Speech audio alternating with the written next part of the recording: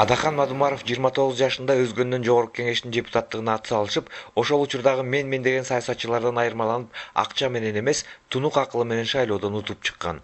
Bir жерден 3 жолу, bir бос чымчык сойдурбай, bir тамчы чай куйдурбай, bir сары чака албай, жаш темир канат кезимден ушул деңгээлге жеткирип койгон менин карапайым калкым берди ушул сыйлыкты деп. Biz dağı Özgөнгө kelip, özgöçө мындай толкунданып турганымдагы мен өзүм сезип атам. Анткени силердин кулунуңар Адахан Кимсанбаевич менен чогуу келип ушул жерге. Силер менен баарлашкан мага өзгөчө бир мындай таасир калтырып атканын мен чын жүрөгүмөн мынакей сезип турамын. Бүтүн Кыргызстан эмгек партиясынын кандидаттары менен жолугушуу үчүн Өзгөндө 10 миңден ашык адам чогулушуп, бош орундуктар жок калганына карабастан эл көк чөптүн үстүнөн орун алышты.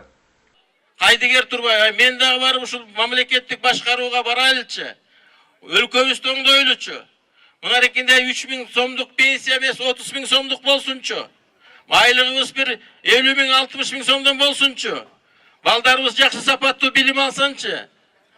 Жакшы саламаттык сактоо, медицина, эмне үчүн биз башкалардан артта калабыз?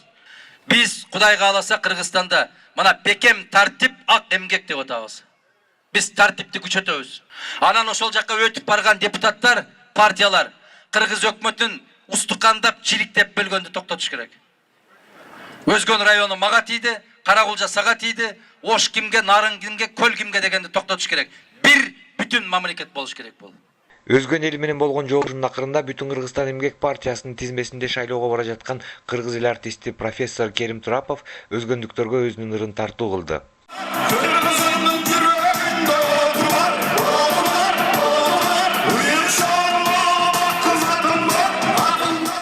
Ушул эле күнү Бүтүн Кыргызстан эмгек партиясынын кандидаттары Кара Суу районунда шайлоочулар менен жолугушуу өткөрүшүп, көптөгөн суроолорго жооп беришти.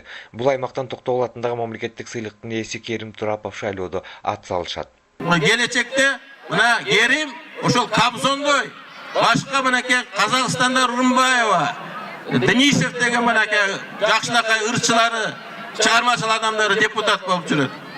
Ошондой адамдарыбызды колдоп алсак, Керим Турапов өзү Кара Суу районунда туулуп өскөн.